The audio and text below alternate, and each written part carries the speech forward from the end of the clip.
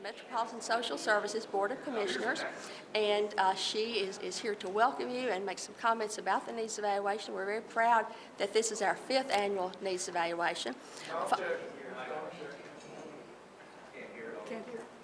Can you hear me now? Okay. Mary Rolando is the chairman of the Metro Social Services Board of Commissioners, and we appreciate her being here today, and she will speak first.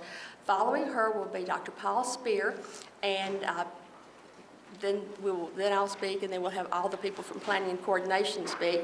But there is information about them on your agenda, and we'll try to stick as close to the agenda as we can. But I'd like to thank Commissioner Rolando and ask her to give a few remarks. Thank you. Thank you, Dinah. In so many ways, I think Dinah is the face of what we are here about today. I want to thank all of you for being here on behalf of the Metro Social Services Commission. It's a real pleasure to have been on the commission. Certainly. Can you hear me now? That's going to be the opening question for everybody. Can you hear me now? No, I want to thank everyone for being here on behalf of the Metro Social Services Commission. It's been my pleasure to chair that commission for almost a year now. And increasingly, I am aware of just all of the complexities that are represented by the needs of people in this community.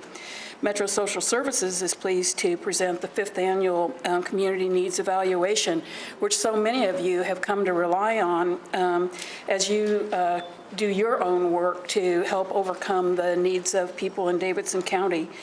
Metro Social Services remains committed to bringing data, social issue analysis, and recent research findings to Nashville. The needs evaluation uses data from a variety of sources to illuminate the magnitude of poverty in Nashville. It reports on findings of the grassroots community survey that is conducted for 5 years. That's grown annually, as we know. And it includes an array of local, state, and federal data, including from the U.S. Census Bureau. The Community Needs Evaluation also describes the complex interaction of poverty and needs. Typically, poverty is not represented in only one domain, but rather a combination of deficits, typically in the areas of food and nutrition, health and human development, housing and neighborhoods, long-term services, and supports for adults, and workforce and economic opportunity. Poverty is significant in Davidson County. More than 122,000 residents, or almost 19% of Davidson County's population, lives in poverty. Poverty is even worse for young people, with 29.4%, that being almost 30%, under age 18 living in poverty. The poverty rate for people without a high school education is more than 3 times as high as for someone who did have a high school education. Okay, certainly. Does that help? You know, I look like I'm about to swallow this. Maybe if I took off my glasses, it wouldn't look so close. The needs report includes its information about evidence-based practices, which emphasizes service approaches that have already been proven effective. Evidence-based practices use data in multiple ways. They're designed to achieve desired outcomes for services that are most needed. They are based on effective models and processes that have been shown to work. Evidence-based practices collect and analyze performance data in order to continue with a cycle of ongoing improvement.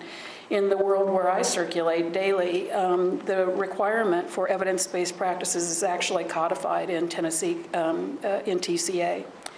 This 5th annual edition includes a special section in recognition of the 50th anniversary since the beginning on the War on Poverty, which did decrease the rate of poverty, especially in the South.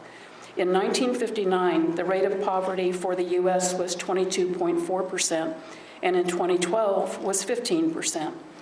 In 1959, the rate of poverty in the South was 35.4%, compared with 15% today, still too high. Poverty is very complex, with factors and circumstances related to how it affects the lives of those who are living in poverty. This year's Community Needs Evaluation explains how additional factors are important to consider, such as household wealth, household debt, and social mobility, that are not even considered in most poverty calculation formulae. The report also describes recent theories on poverty, including new research that found a connection between the stress of poverty and impaired cognitive ability. In the back of the needs assessment is a data snapshot section, which has comparative data for Davidson County, Tennessee, and the U.S. for income, workforce characteristics, and poverty, household structure, and other demographics. In addition, age, occupation, educational attainment, and other factors are provided for Metro Council districts, which can be especially helpful to many of you. Throughout the report and online, maps are available to display the geographical concentration of poverty, income, and other characteristics. There's nothing better than a heat map to make your case when you really want to emphasize what's going on in the area that you care about. Throughout the report, we hope that this volume of material can be used to continue the conversations throughout the community about poverty and unmet social needs. We invite you to work with Metro Social Services as we bring together those in the community who are interested in improving the quality of life for all people in need. I especially want to thank you for being here today. People stay so busy, and it is so vital that in a community as giving as Nashville, that people give of their time, their intellect, and their other resources to improve the quality of life in Nashville, which is already considered to be quite high. So having you here today to look at the magnitude and patterning of poverty is really a contribution to our community, and Metro Social Services thanks you for being here.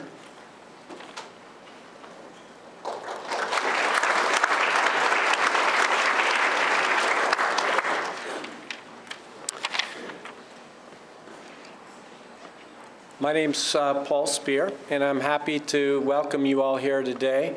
A year ago at this time, I was sitting out there with you in the audience. It was at the Alexander Luby Library, and I really enjoyed going to that. And part of what's exciting about what Metro Social Services is producing is that this needs assessment, this report, has data across many different domains of Nashville. And this is the 5th year, and that longitudinal aspect of this data, the reporting out of our community, Nashville, this place we all live and we all work and we all care about, to be able to understand those trajectories so that we have a sense of the work we're doing and the needs that we need to address and the community that we all care about. Part of what's that I like about the report is the fact that it reports across lots of different domains about Nashville and the diverse aspects of our community that we need to be paying attention to and caring about. A year ago when I was in the audience, I sat next to a politician and a real estate agent and someone from a social service agency. And part of what I liked about being where you are now in this crowd is that we do have a broad cross-section of people here with many different interests. And part of what's important about any community is that all of us are working very hard in the domains that we work in. And oftentimes we tend to become myopic and we focus on those issues that affect us, and we forget about the work we're doing and how it might affect others, and the way that other issues and the work of other folks may impact us. And part of what is important about these kinds of studies from a community scholarship point of view is that we know that interdependence, that all of us are connected, and that issues that seem very diverse actually are very interrelated in important areas. As an example, I'm very interested in education and educational outcomes. I'm very interested in affordable housing. And both those issues are important in Nashville, and many of you may be working on those, but often we think of those as separate issues. If you're working in education, you're not thinking about affordable housing. If you're working in affordable housing, you may not be thinking about education. But what we know is those two things are intimately related. So in lots of communities, Nashville included, we have a tremendous need for affordable housing. And lots of students who are living in households that can't afford that housing. We just heard that 30% of Nashville's population under 18 are living in poverty. Those households are moving with great frequency, and that mobility disrupts the educational outcomes for those kids. If you go to a school where there's a lot of that mobility, even though you may be stable, that impacts the educational outcomes for stable households as well. So all of us are affected by those things. So frequently we don't think about the interrelationship of these issues.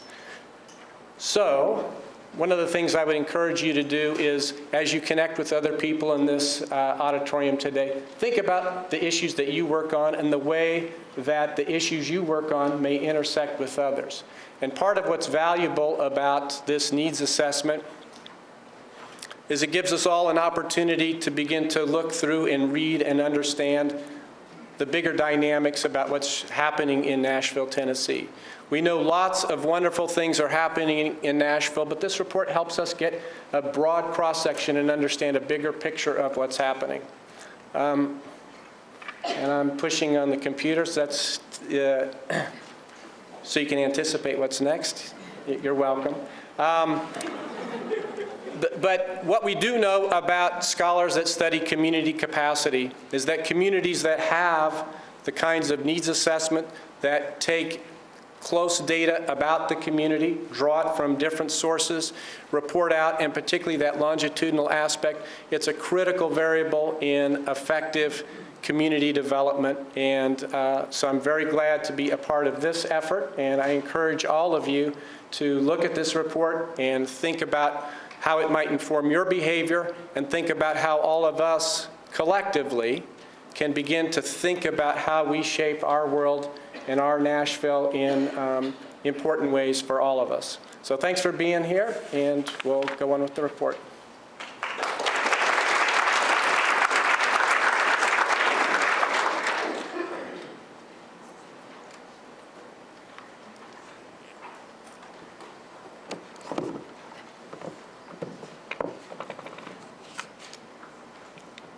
Thank you for being with us today. I've heard that it's harder to hear in the back than the front. Feel free to move up if that will help. I think we've got about as good as we can get on the microphone. The people who will be speaking with me today are the other members of the Planning and Coordination Social Data Analysis staff, and they're sitting over here at this table, some of them. Lee Stewart, who's waving, Julius Witherspoon, Joyce Hillman, and Eptigoni's in the back arranging for the lights to come down just a little bit. We are very pleased to present this 5th annual Community Needs Evaluation. We provide a lot of information in it, and we work on it about half the year.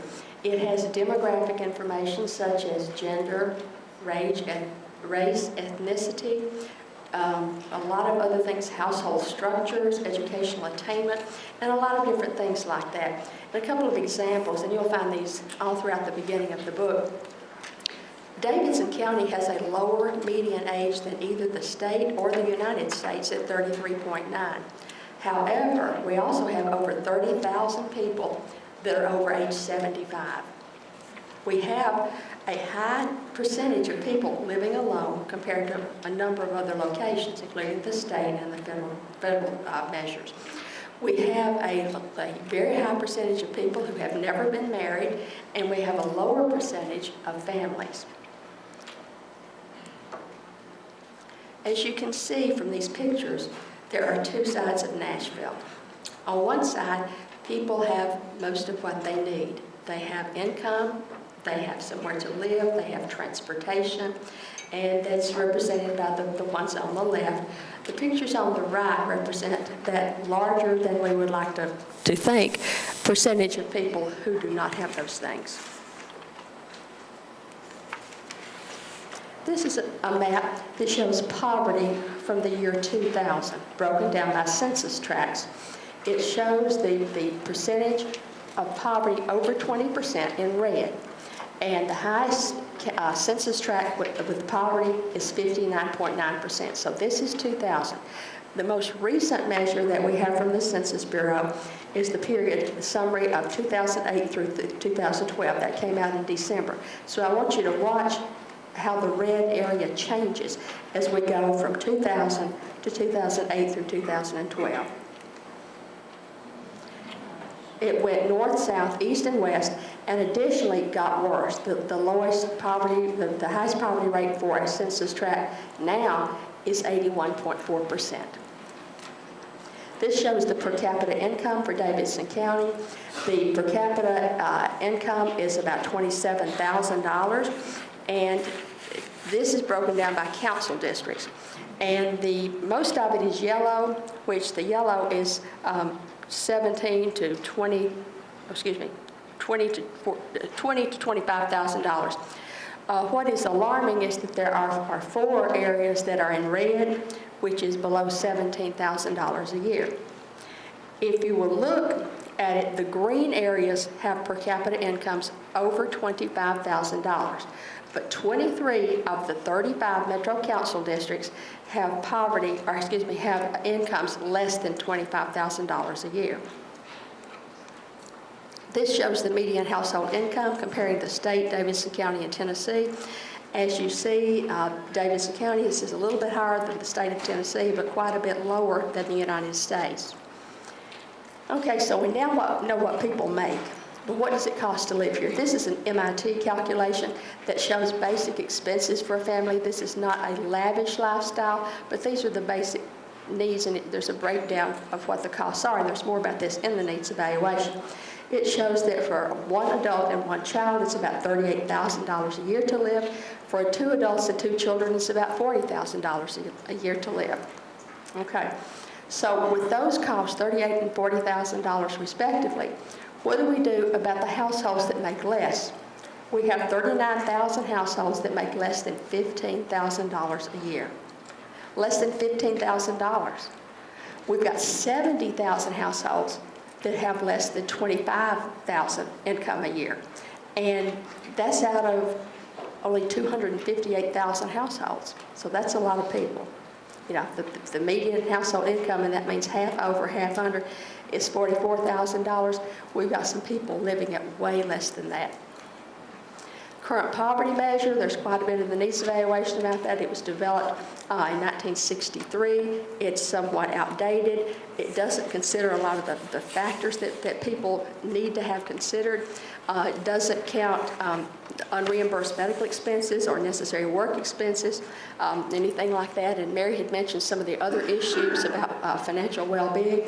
Doesn't consider household debt, doesn't consider household wealth, just specifically income. There is a new measure started in 2010 that's available for research, and we do have a section about that in the needs evaluation this year, and as well as last year, and I think the year before. Okay, just what is poverty? This shows you the guidelines chart, how low poverty is. 1 person, 11,000, 2 people, 15,000, and it goes up according to the number in the household, but it's still a very low measure. Okay, this is a chart reflecting the exact changes in the poverty rate since the war on poverty began, and as you see, it has gone down, particularly in the South. Okay, this, if nothing else disturbs you today, this one slide should disturb you. The red areas are where poverty is over 20%, and that, according to the census estimates, again, this is for 2008 through 2012, which is when we have the map data available, out of 648,000 people, 122,527 are in poverty. The red areas are above 20%. As you see, there's not much green. Green is a lot less, and there just isn't much of it. But I wanted to tell you what 122,000 people means. I thought, well, maybe the number just sounds so big because I'm from a little town that had about 2,000 people. When I was growing up, it still got about 4,000. I had 89 in my graduating class, so I thought, well, maybe it's just me, you know. But then I started looking. This is not the needs evaluation, but I figured it out looking at the computer with a calculator. Okay, let's say we got all these poor people. Let's see how far they go. Okay.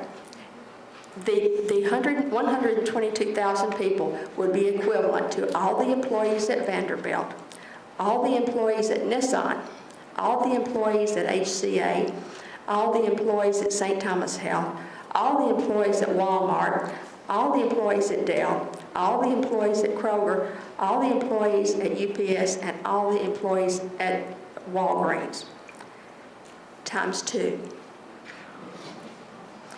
Let me get you to think about it in another way, because to me, this is so important that we need to be talking about this every day. Let's see, if we wanted to sit them all down somewhere, where could we put them? We could put some in the Titan Stadium. We could fill up the Titan Stadium.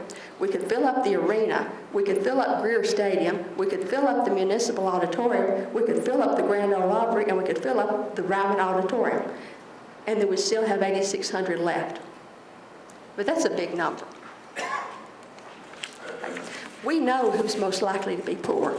There's a lot of this kind of information in the needs evaluation. We already know who it's going to be because certain characteristics are associated with poverty. Some are geographic patterning, and these are other characteristic patternings. But you see the Davidson County overall poverty rate is 17.9. That's in the blue at the top. But some groups are much more likely. The only one that's lower than that would be married couples at 9.4%. If you see, the highest one is a single mother with a child under age 5, people who are less than high school, people with a disability, people under 18, people who are black and Hispanic. Those are the people most likely to be in poverty. There are a couple of book reviews in the needs evaluation. This is one of the books, So Rich, So Poor. It was from a man named Peter Edelman, who is, I guess, most famous for resigning from the Clinton administration when they made such a mess of welfare reform in 1996. And he's a professor at Georgetown Law School. He had worked for Robert Kennedy. He's got a wonderful grasp of what goes on in terms of poverty. He says that part of the problem is the proliferation of low-paying jobs for the last 40 years. The wages at the bottom have not gone up. We've got that very low minimum wage. Tennessee does not have a specific higher minimum wage. A number of states have a higher minimum wage than Tennessee does, which has none. There are 20 million people below poverty. And he attributes some of the causes of this to the inadequate educational system, a criminal justice system that incarcerates too many, particularly in disparate terms, different races and ethnicities far more than others. Also, by ignoring concentrated poverty, we have not addressed the kind of damage it causes to people. So those are some issues that the book goes into a lot more detail, but if you have a chance to read this book, it's a great book. Okay. What do Davidson County residents need? For the last 5 years, we have conducted a grassroots community survey and surveyed about 7,000 clients of social and human service agencies throughout Davidson County. And no matter where we do the surveys, no matter who we ask, where we go, we get a couple of things that keep rising up as greatest unmet needs. One of them is housing and related assistance. And that specifically means, because there are subcategories, and this is all in your needs evaluation, subcategories in terms of housing and related assistance. What people are looking for is help with paying rent and paying utilities. The other one is workforce and economic opportunity, specifically help finding a job and training to help people get better jobs. The next person that will be speaking will be Julius Witherspoon. One of his issues is food and nutrition.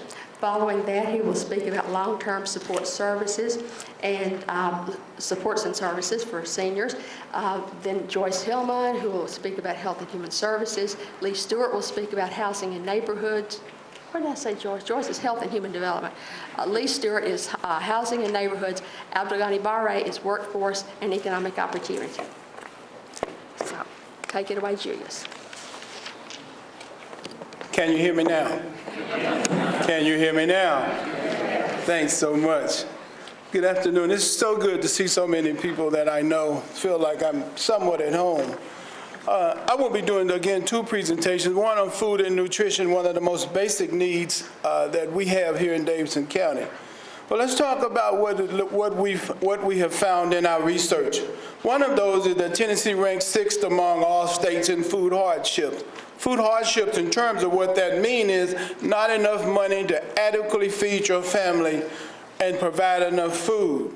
When we talk about food insecurity in Davidson County is higher than both both Tennessee, both in Tennessee and in the United States. So when we think of Davidson County, one of the most basic needs is that our families are food insecure, meaning that there is a lack of access. There has been several attempts to address this issue of lack of access for food, but Davidson County still ranks higher than both Tennessee and the United States.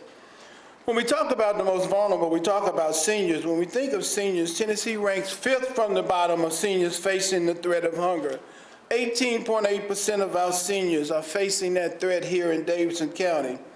Most of the states that surround Tennessee have the same issue, but Tennessee still ranks 5th.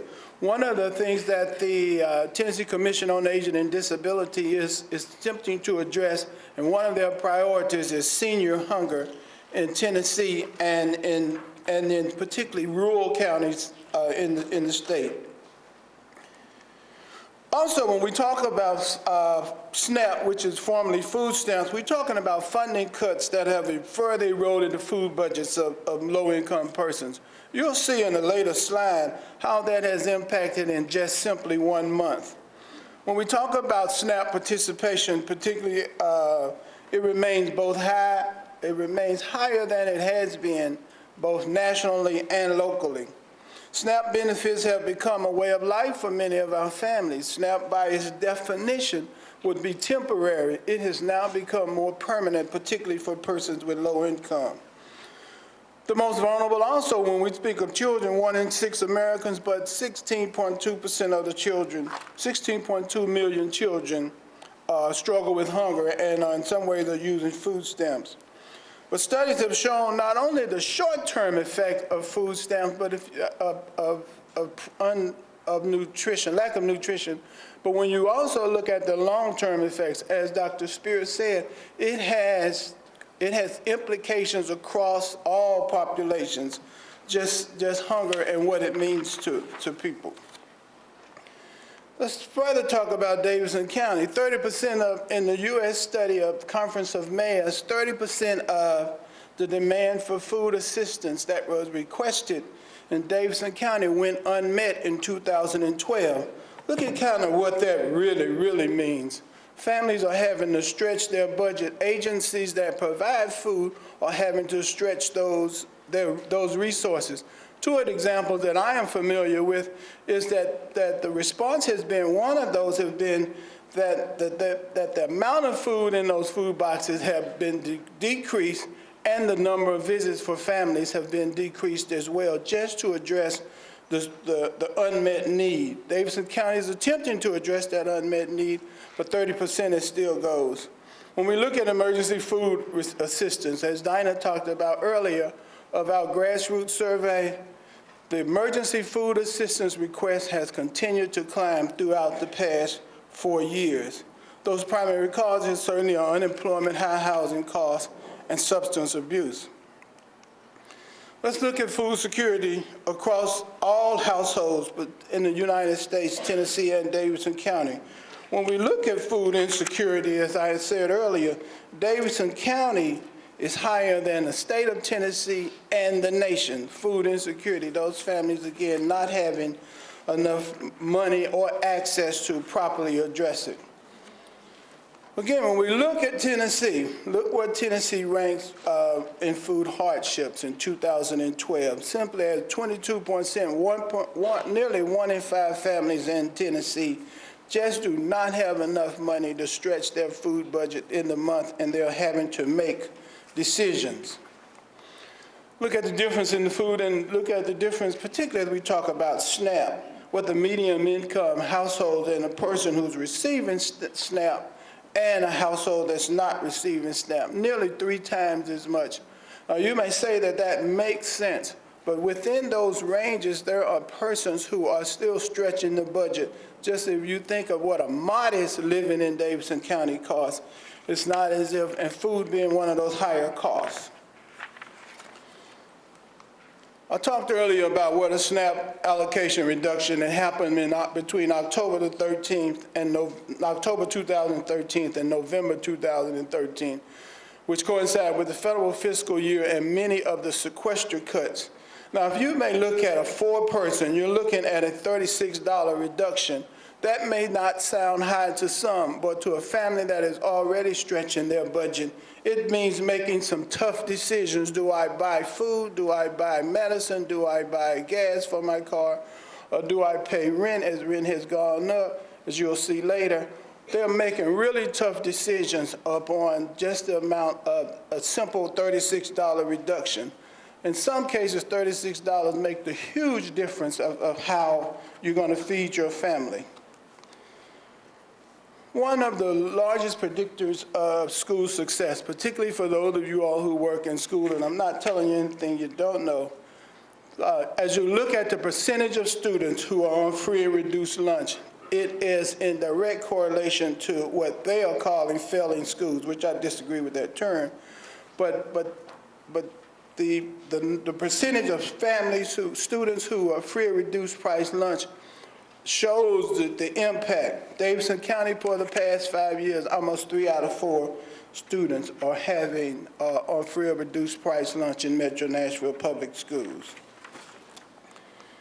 Let's look at some other populations. WIC, the Women, Infant, and Children Program. You look at it, about 30,000 vouchers are given in 2011, and about 31,000 of those were given in 2012.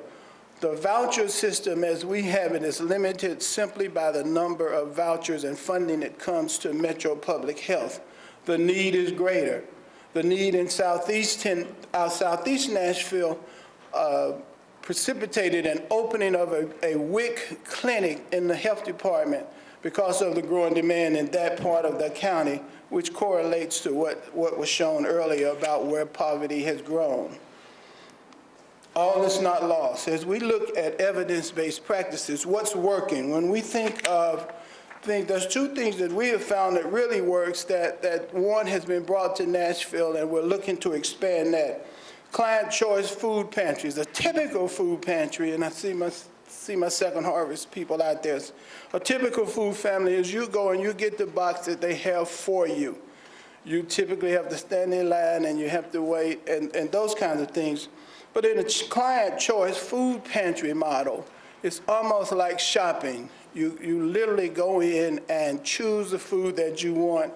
That does 2 things. One, it gives you the freedom to choose the types of products that your family will literally eat and the family prefers. The second thing, it gives the family dignity because we are all used to a shopping experience where we have choices in a supermarket setting.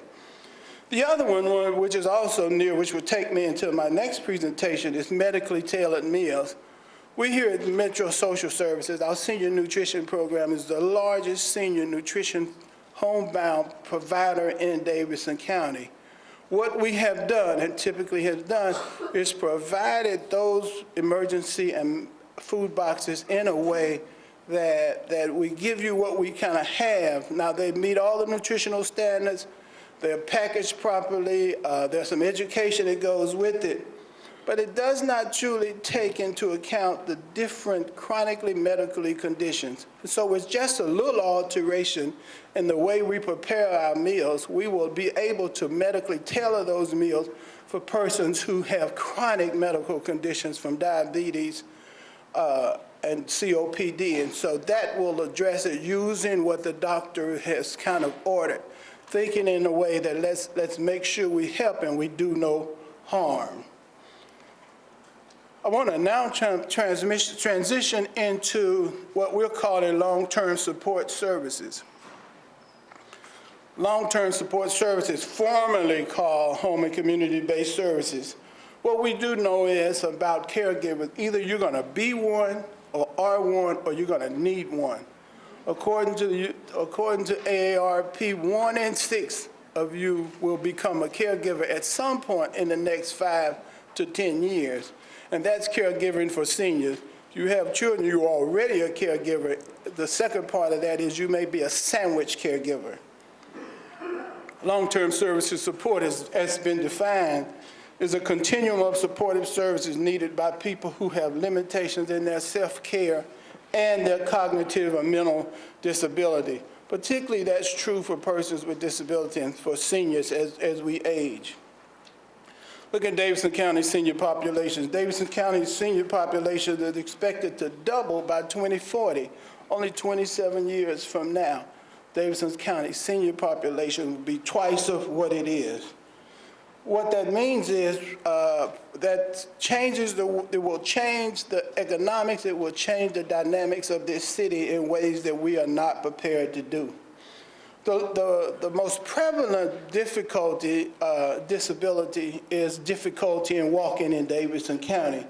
You think about what those implications are. Seniors, people with disabilities trying to get to grocery stores, pharmacy, doctor's appointment, those things are not, in some ways, not considered. It's just going to change the way we do it. Persons with a disability are more likely to live in poverty. We'll see a slide in a minute that just shows the difference in a person who does not have a disability and those who do.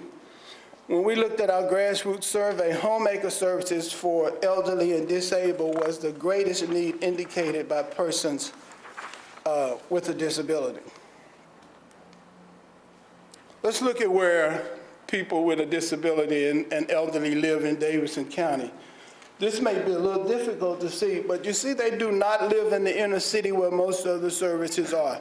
If you look at where our hospitals, our pharmacies, our grocers are, they are concentrated in some ways in the inner city away from seniors. And so as we concentrate things, we've got to consider what seniors will need. It's just make access more difficult.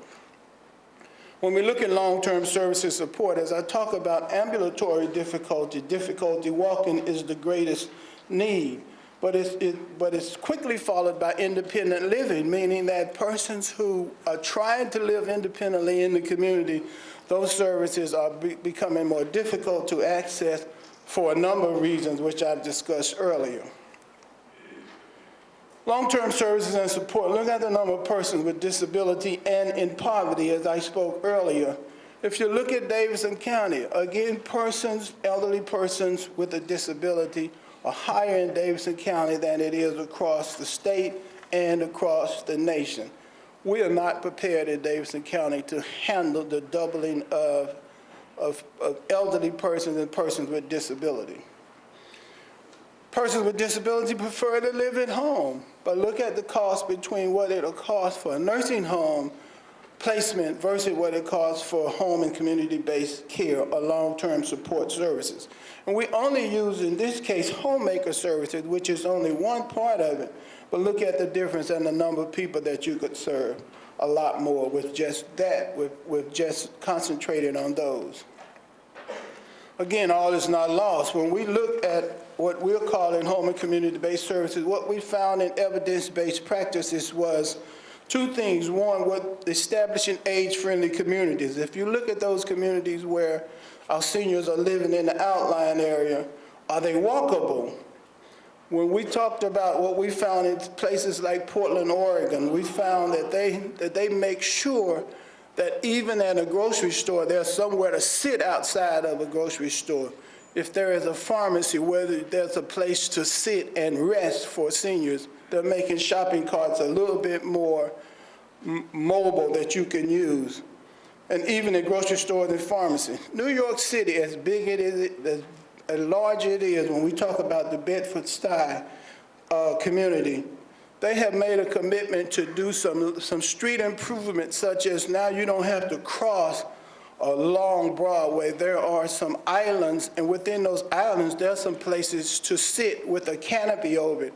When we think of a Gallatin Road or a Murfreesboro Road or a Dickinson Road, there are ways that we can make our communities age-friendly.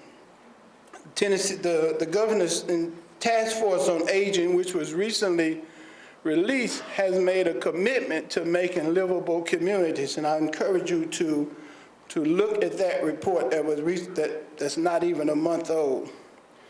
Preventing abuse and neglect and exploitation. As our seniors age, they will have the largest, they'll have the largest amount of resources than any generation. There are all kinds of scams that you hear out there, but financial exploitation, one, is done by about 70-75% of a person that a senior knows. It's the fastest rising crime against seniors, financial exploitation. Again, Tennessee Commission on Aging and Disability has identified financial and exploitation of seniors as a priority area for them as they move forward. And Governor Haslam's Aging Task Force is focusing upon supporting persons and agencies that address the issue of financial exploitation and family caregivers, long-term services and support. I thank you all. Our next presenter is Joyce Hillman on health and human development. Thank you for your time.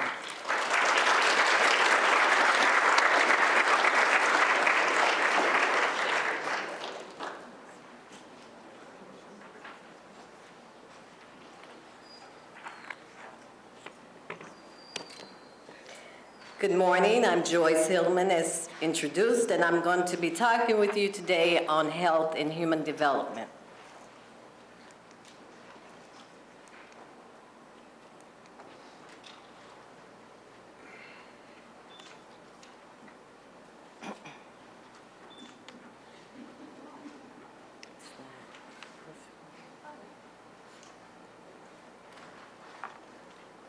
Excuse us, technical difficulties. But as Dinah is preparing the slides, I just want to say it's a pleasure to see so many people here. I have not got as much time, so I've got a lot to cover in a short time. But one of the emphasis that I'll be focusing on is the fact that human development is a very important part of health, and we'll talk more about that as we go along here. To get started, I'd like to introduce this little character. This is little Bobby. Can you hear me okay? I wanted to make sure. Okay. This is just to get you sort of in the mood of understanding how important and how human development at an early stage can affect us on the long term. This is little Bobby, the little blue character. He's 8 years old, and his two siblings there are 5 and 1 year old. His parents are the little yellow characters there, and they are the ones that fell in love years ago and got married at a young age, dropped out of high school, and soon after, little Bobby and then his other siblings came along. Things were going well for a while. His dad got a job at the factory, but then when the recession started, they were not able to keep up. And then finally, the factory laid off, Bobby's dad was laid off. A lot of things began to happen in the household. Bobby's dad began to have problems with finding another job, a lot of friction in the home, and you've heard how Julius did a great job of talking about how the nutritional values of families, how they have to decide what they're going to do, whether they're going to eat or pay bills. It was a lot of that. So just to understand, there are a lot of things that were affecting little Bobby as well as his siblings. What I want you to understand is little Bobby, being the oldest child, was caught between his parents and his siblings, trying to protect his siblings, trying to sort of mediate between the parents. At this point now, it's issues with domestic violence, it's issues with drugs and alcohol, and the kids are crying, they're acting out in school, lots of stress, lots of developmental issues, complaints of pains, the children saying they have stomach aches, headaches, and you get the picture. The important thing that I want to emphasize here is the long-term effects of the health outcomes that is happening with not only little Bobby, but his siblings as well. Little Bobby is experiencing toxic stress. Toxic stress is when children experience so much stress in their young years that it has a tendency to have a long-term effect if it's not dealt with by a caring, nurturing adult. The long-term health problems can be anything from ulcers to the possibility of having digestive problems, and these things carry over. That's the importance of what we're trying to stress here, of how early child development and those problems that happen at the early stages affect children on into adulthood. Potential for becoming a drug abuser, as well as domestic abuse and dropping out of school, and you get the picture. This takes us to our next slide to understand how important early childhood development is to our health. The child's brain, our brain, develop more and faster at a faster pace in the first 10 years of our life.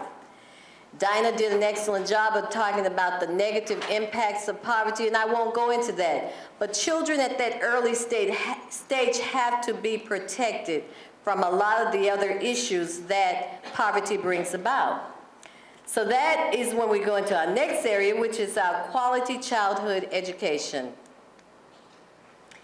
It is the highest return for every dollar. For those of you that know you want to get the most for your money, policymakers, lawmakers, everybody's interested in finding out what can we do to make the most of the money that we invest in social services and programs and anything that's affecting the extra services in our communities.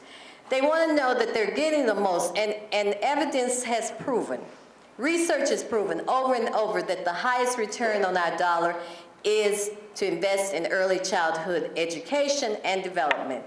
The positive impact on children in poverty is that they have found that throughout all of the poverty and all the negative effects, children have the opportunity to learn and get more from childhood education, quality childhood education. And it's also that it has a long-term effect that goes from the time the child is young. They're more likely to not be involved in drugs and alcohol and gangs, and then they're also more likely to have a better health quality of life as well. Now we'll talk about how we're doing as far as the health of our adults. In Tennessee, the leading cause of death for men 65 and older is heart disease.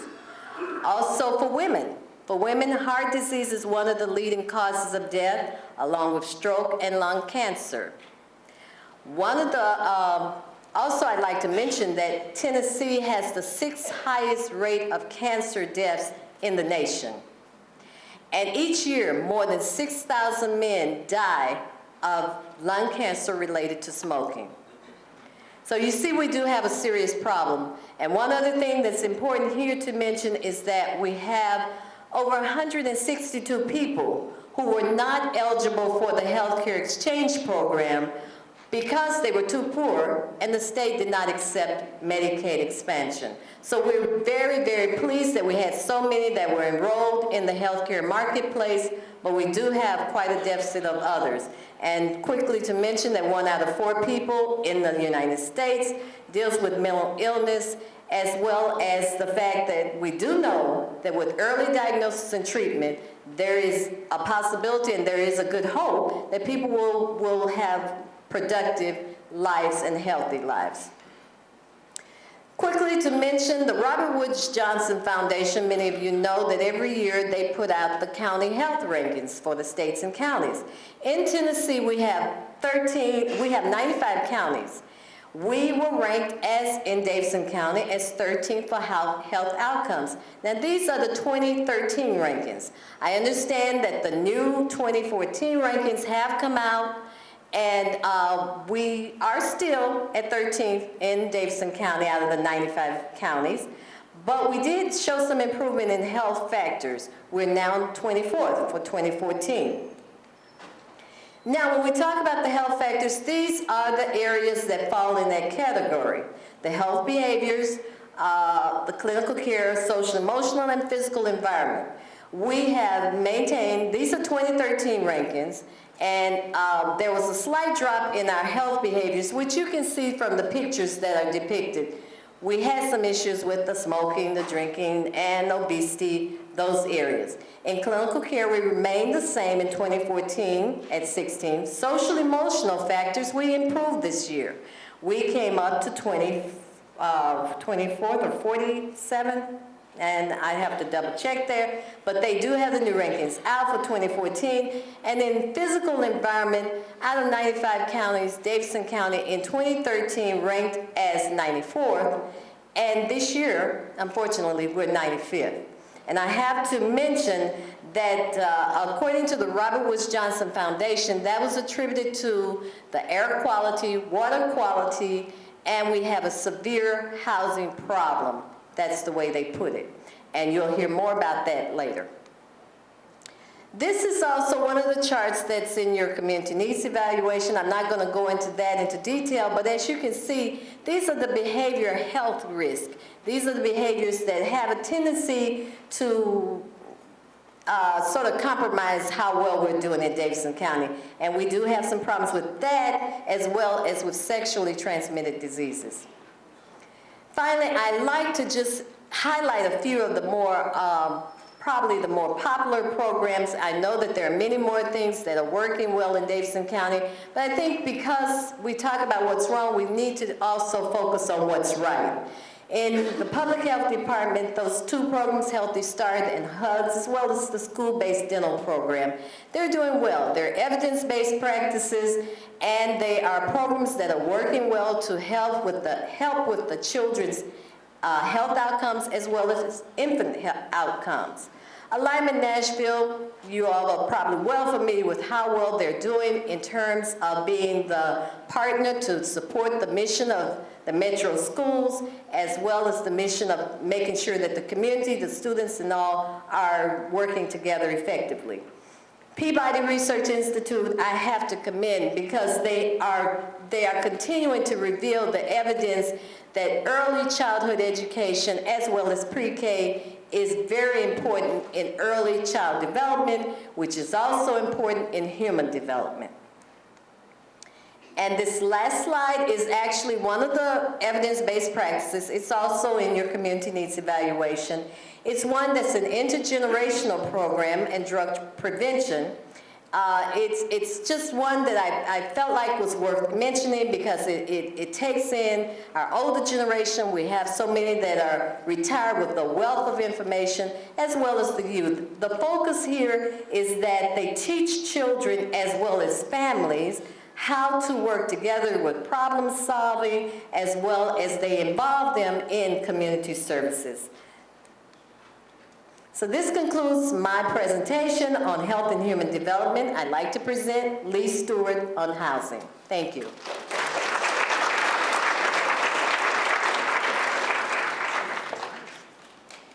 Good morning. I think still morning. Yep, thank you.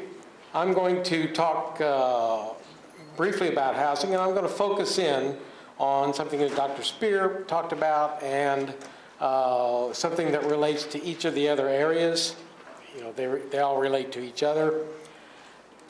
A great contributor to the Great Recession was the housing boom and bust.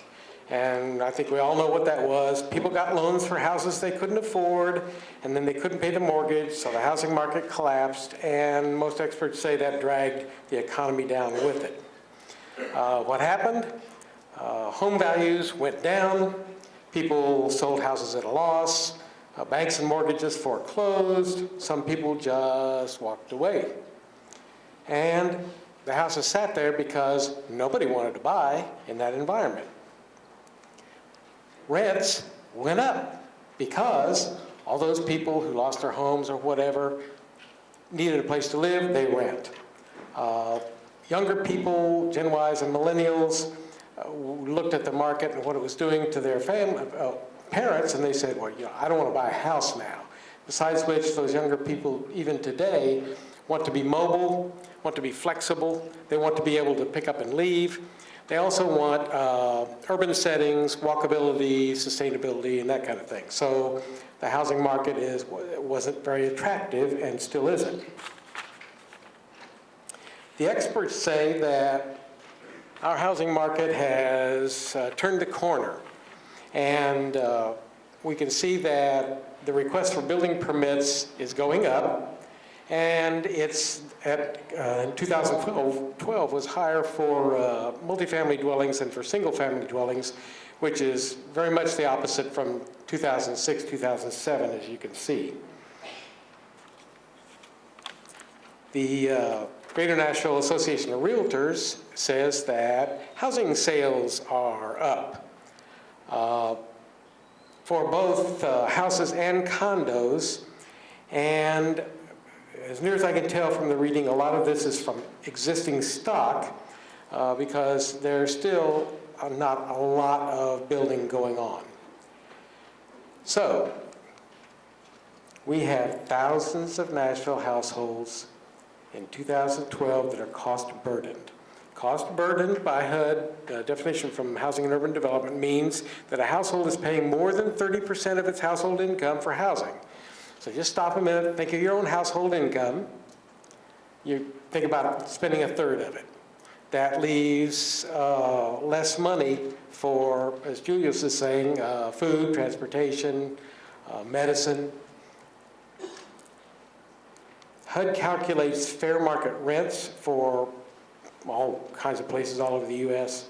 And that means they say, here's what a place would rent for at this time if it were available.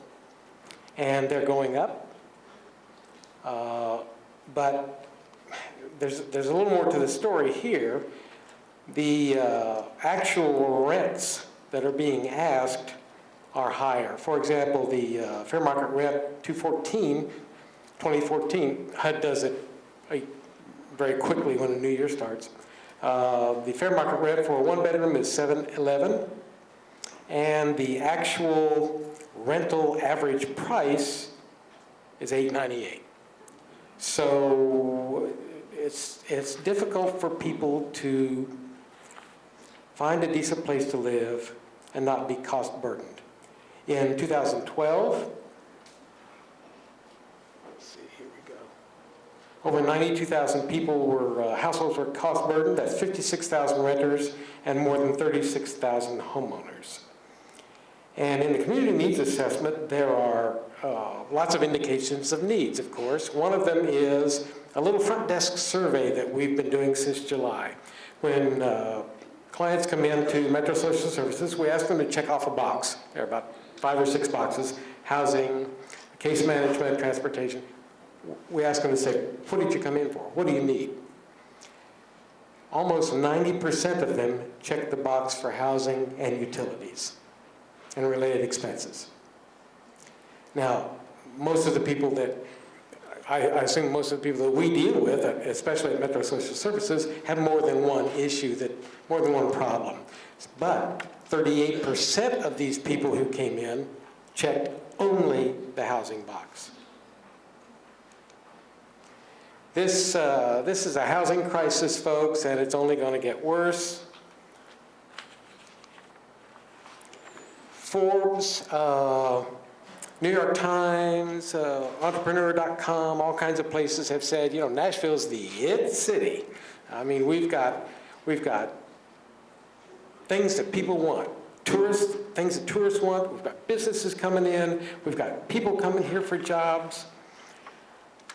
The problem is that we don't have places for them to live. The Nashville Metropolitan Planning Organization has predicted that the regional increase in population will be over 50% by 2035. And that will make our region bigger than the Denver region, bigger than the Portland, Oregon region. So where are these people going to live? We've already seen that rents are very high, and a lot of the jobs that are going to be created are in the tourist industry, and they're going to be low-wage jobs. Maybe not minimum wage, but $8 jobs, $9 jobs. And you saw from Dinah's information, you know, that's just not going to cut it. So right now, today, people working full-time in some occupations can't afford decent housing without being cost-burdened. Retail salespeople, child care workers, housekeepers, waitresses, waiters, and you know that some of these jobs are really important to our tourist industry, which is growing. We've got hotels going up all over the place. They're all going to need housekeepers, restaurant staff, and they can't afford a place to live without paying more than 30% of their income for housing. For Nashville to continue to be attractive, the it city, we need to raise all the boats in Nashville. We need to make sure we have a place for everybody to live that's affordable. Because the rental market is so tight, people have been, what may have been affordable before for these folks is not affordable now. because landlords and builders, of course, want to get as much as they can. I mean, it's a free market economy. So the formerly affordable places now cost more, which means that we have more folks living in what you heard, substandard housing. And I just want to say that we can address each one of these things individually, but as you've probably heard by now, every single one of them affects every other one. So it's really good, like Dr. Spear said, that we have people from a variety of different disciplines here. Thank you.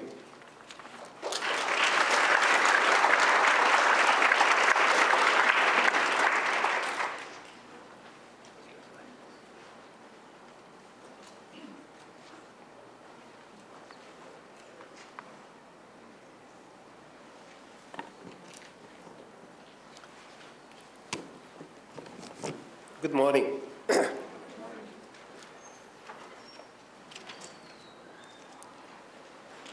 We heard this morning about housing, meals, health. If you don't have a job, it doesn't matter. You can dream about those things, but unless you have a job that pays a decent wage, it will be very difficult. We have noticed about the impact of the recession had in our labor market here. Although the labor market is a tricky one, because if you have a high skill and high educational attainment, it's more likely that you will have a high-paying job. But since we are talking about poverty, let us look at what happens to people who are unskilled or low skilled and have low educational attainment. Well, since the recession ended in June of 2009, almost 5 years now, the unemployment is coming down, but the impact that it left here, we can still see it. Unemployment went up during the recession in the 2007 until 2011. We could see how it was going. But as of lately, it's coming down, and I think the latest one, the monthly number is that we have in Davidson County is 5.3%. So the economy is doing well, but I think unless we understand the structure of our local economy, it would be very difficult for people to say, well, if unemployment is coming down, how come we don't see people getting jobs? Those of you like me who have been here in this community for a long time, I've been here for 25 years now, we remember how the landscape of jobs in Nashville have changed. Jobs were accessible. If you look at the 8th Avenue North, near the farmer's market, we had a wonderful employer there, Wortham Packaging. We had on the other side of the river, where the stadium is standing now, we had Steiner Leaf, and many others. If you look at Centennial Boulevard, behind Tennessee State University, we had a good manufacturing jobs. If we had on Polk Avenue, where we had Black & Decker, we had Jonesco on Murfreesboro Road. The reason I'm mentioning all these factory jobs were, those were jobs that were able to sustain a family when you were working there. What happened to those? They gone to overseas. What replaced them? Service jobs. And we will talk more about those service jobs later. But the changing economy, the globalization, technology at the workplace, and the disappearance of effective unions, it has created an environment where jobs don't pay a whole lot today. But that's the reality of the market.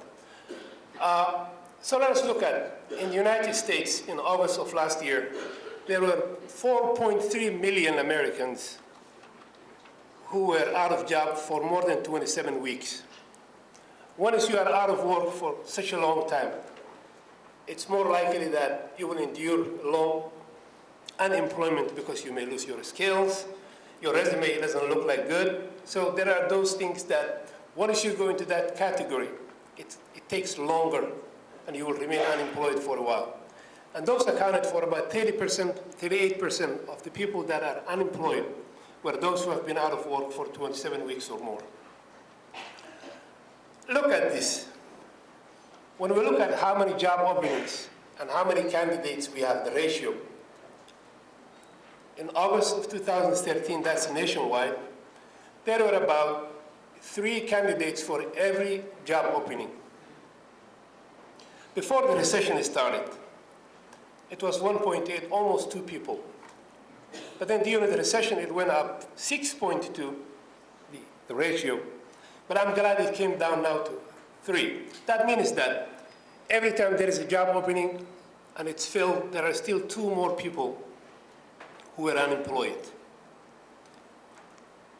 What does those things do that I told you now? About the change in the economy, about the number of people that are unemployed over 27 weeks, and the ratio between job opening and candidates.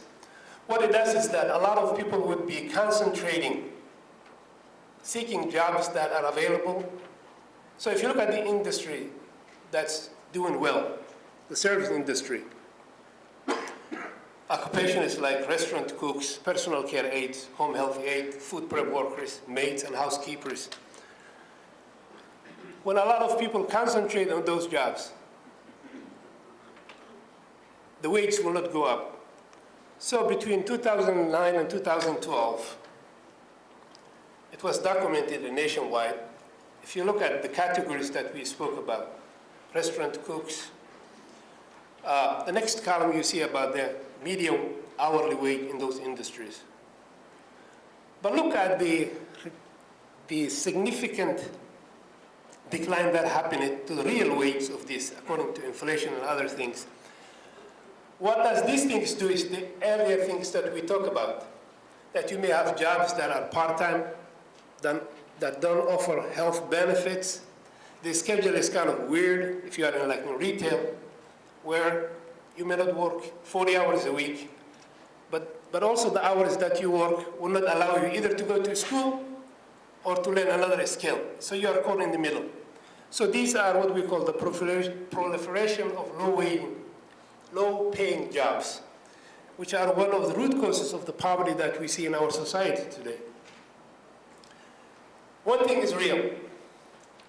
The market forces are out there when you look at the labor market. Technology is changing. Plenty of opportunities are out there, no question about it. It requires for you to attain a high level of education. We heard the governor mentioning about increasing the graduation rates at the community college. We see the Chamber of Commerce documenting the opportunities that exist out there for businesses that are coming into the area that are requiring high skills, high demand jobs.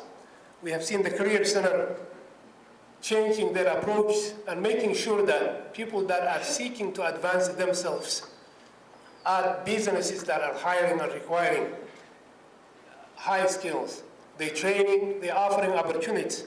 So, but if you don't have high educational attainment, means if you don't have a college degree or associate degree, it's more likely that you're going to be unemployed, remain unemployed. Not only that, but also you would earn less. This is just a simple chart that shows about the educational attainment and unemployment, the relationship. At some point, we can see that in 2011, people who had only less than high school of education, unemployment was almost 20%.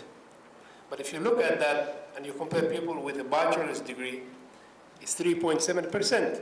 And now it's going down with 3.2%. So that it is certain that if you improve your educational attainment, the opportunities are out there. Also, people with disability are more likely to remain unemployed. And when you compare the two employment rates, you can see that people with disability, 13.4%, and people with no disability, about 8%. But the reality, let's come back to, not everyone who is low skilled will go to college and get a skill. And there are many families that rely on those wages that we spoke about a while ago that don't pay a whole lot. Since that's given, what would be an option for vulnerable populations? We cannot go out there and say all employers must give living wage. I mean, that's just not a real thing. But there are public benefits out there that are intended to assist those families that are vulnerable. And we need to increase access to those. What are these things? SNAP or food stamps, those that just lost their jobs to get unemployment insurance, and families who are working on low income to make sure that they get earned income tax credit to file when it's the tax season. Let us see how those lift millions of people out of poverty. Just look at the SNAP, food stamps. They lifted 7.1 million people out of poverty. 2.2 million of those were children, and those 5 million adults. Similarly, look at unemployment insurance. 3.1 million people were out of poverty. It supplements the income that they already have. So it is important for us to realize how important these benefits are. On the other side, look at earned income tax credit. And we hear from United Way and others that every year there are about $25 million that nobody claims in Davidson County. That if people who are eligible had applied, they would be able to get it. Look at this here, the numbers again. Over close to 5 million people, children, and also adults, 9.4 million of those were lifted out of poverty by just applying earned income tax credit. So what we need to do is that, let us be practical and see what can we do for the vulnerable families that we work with if their wages are not good enough to take them out of poverty. That's why these programs were designed. The Financial Empowerment Center here in Nashville and United Way do an excellent job making sure that families have access to these benefits and to these guidelines that help them to get out of poverty. But if you are poor, there is still something else that we haven't talked about besides the wage. It's more likely that if you are very low income, that you don't use the banking system. You don't have a banking relationship.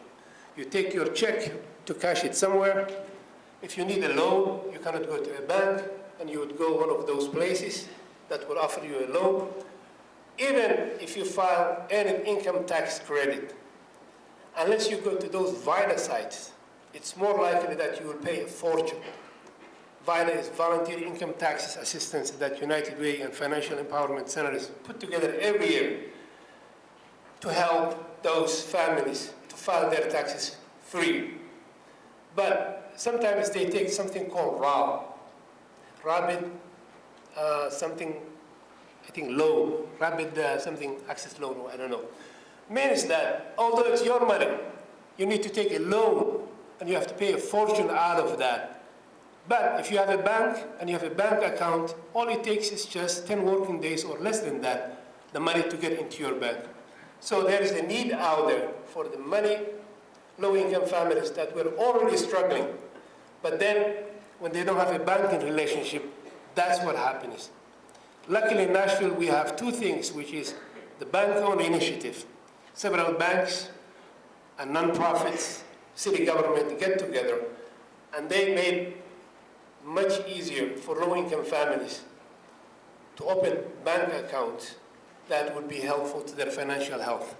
Similarly, we have the Financial Empowerment Center that is trying to help as many families to get out of debt, to get out of loans that are not kind of predatory, what they call lending. So there are opportunities out there, but the reality is that I think it's all interlinked. The issues we spoke this morning, whether it's about affordable housing, whether it's about jobs, health, human development, nutrition, those 122,000 family individuals we spoke who live in Davidson County, we need to come together and figure it out a better way. There are wonderful initiatives already going on, but we need to build on those and sustain and make sure that we don't go back into that. With that, I conclude the workforce.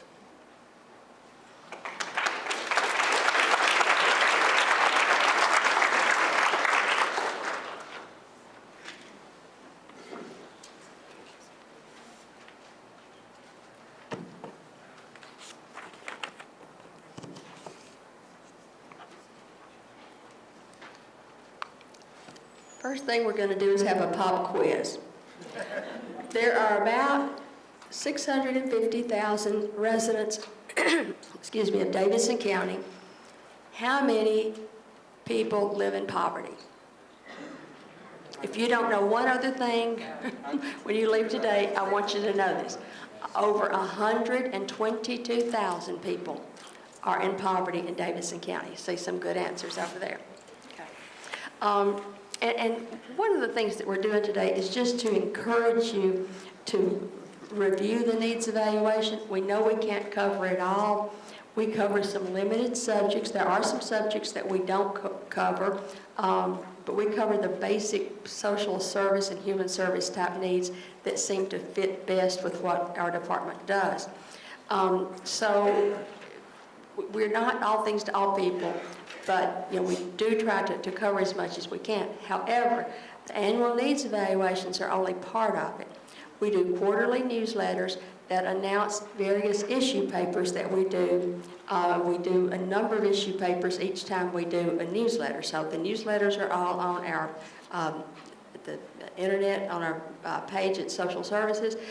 We leave the issue briefs up for maybe a year or two, and then we take them down to make room for others. So we encourage you to keep looking at the information that we and others have. We didn't invent most of this, but we do assemble it from other locations. And any of the sources listed in there are usually good sources to get more information. One thing that I wanted to talk about today that's in the book that I mentioned briefly earlier is theories of poverty. Now, the old theories of poverty, they still have validity, they still have some good things in them. But newer research shows that we need to be aware of some of the things that explain why that people may stay in poverty.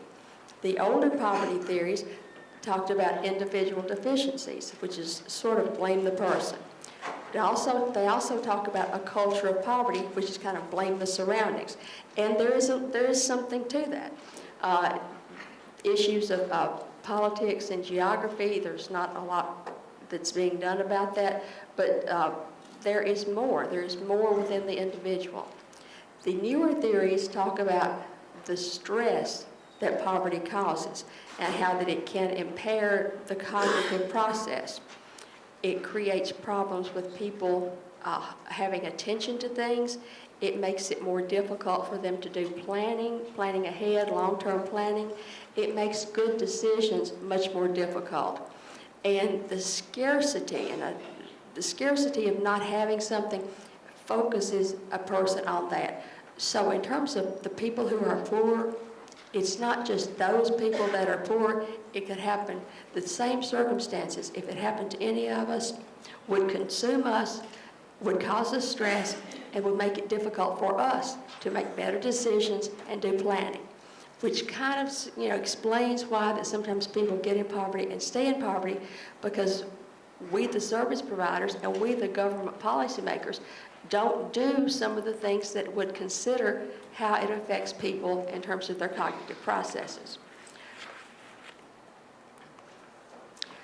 I already mentioned some of the cognitive effects. It impairs attention, reduces self-control, and basically makes it more difficult to think. As a result, people do things that are not the best for them. They're not optimal things because of people's impaired thinking. Some of the things they do reinforce poverty, like the egregious predatory lending they participate in. They save too little, they borrow too much, they buy lottery tickets, and sometimes, like the earned income tax credit, they do not enroll in the programs that could benefit them most. Okay, scarcity, there's another book review in your book, it's called Scarcity, Why Having Too Little Means So Much. And it talks about it doesn't use the word obsession, but it's almost like an obsession. If you have a shortage of something, that's what you focus on. If you are short on money, that affects every area of your life. If you don't have enough to pay your bills, you don't have anywhere to live, you don't have enough to eat, and you really struggle with that. And thinking back to some of the numbers we saw earlier, we've got lots of people with incomes under $15,000 a year. I won't ask you how many, but it's in the needs evaluation. So the people who are on a diet, obsess about food. People who are running late for something, trying to catch a plane or something, they obsess about time at that moment. The pervasive and continuing situation of stress occupies a person's time so that they cannot make decisions in a better way. And if it were you in that circumstance, if it were me in that circumstance, it would be the same thing. Okay, so what do? Julius mentioned a couple of times, all is not lost. It's not, but there are some specific prescriptions and ways to do things. One of them is evidence-based practices. We started including information about evidence-based practices, I think, 2 years ago. One of our board members at the time, and he's still a board member, Dr. Frank Bohm from Vanderbilt, kept talking to us about the importance of evidence-based practices that the field of medicine uses very well. The field of social services does not use as well. It uses in some ways, but not in others. And there are some, and it doesn't have to be complicated. Evidence-based practices can be done in a simple way. It involves collecting data and objective information. However, your data doesn't have to be complicated. You don't need a statistician to do it. Just figure out what you're doing, what you intend to be doing for the person, and if it does it. And that can be done in lots of ways. Lee Stewart, who knows more about statistics than I do, often says you can track anything you need with a pencil and pad, which is probably true. But we all have access to computers, so it should be easier that way. So we figure out what we're going to do. We use the data to track it. We use practices that are already proven to work. A lot of times in private industry as well as in the government, a lot of people have these kind of whims, let's try this, with no evidence that something's going to work, no foundation to support it in terms of actually demonstrating its effectiveness. So, before we think up the next bright idea without a foundation, it would really be good to look back at evidence-based practices. And there are many websites that have evidence-based practices on different areas.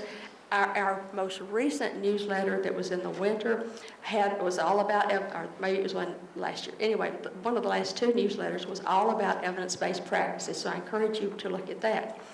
And what we need to do as service providers, as funders, as policymakers, is to develop programs, policies, services, everything that is designed to work, that will actually achieve the desired outcomes. Because a lot of programs have outcomes, but it may not be the outcomes they really want. So it's important to look at what you want to do. There's a lot of information in the last 2 or 3 needs evaluations about evidence-based practices, but this is kind of a condensation of 6 simple steps to evidence-based practices. 1, identify the need. What does the client need? What does the organization need to do? What is it that actually needs to be done? And it's real important, if people need shoes, we shouldn't be giving them hats. We need to look at what they need and address that. Okay. Secondly, look for evidence on how to do this in the best way. Thirdly, apply the evidence to develop solutions. If you may find parts of things that work elsewhere, maybe there's a way to combine them and modify them for the local area. Collect data for measurement. If you don't know what you're doing and how well you're doing, you don't know whether you're improving or you're getting worse or whether you're doing what needs to be done. Okay. Then it's very important to evaluate what you're doing. It's not just a static process. You don't just say, okay, we've got this in place, we're going forward, we're going to do this from now on. You need to step back and look and evaluate regularly and see if it's doing what you intended and see if adjustments need to be made and make those improvements as needed. Okay. There are a couple of things you received when you came in. You got a needs evaluation agenda. You got a brief survey that we would appreciate you completing and either leaving out front or giving to us before you leave. We will also, in a few weeks, send you an email survey, a SurveyMonkey survey, and ask you some specific questions in terms of what you have found most helpful in the needs evaluation and how you plan to use it. Anonymous, you don't have to include your name, but we would appreciate that feedback from you.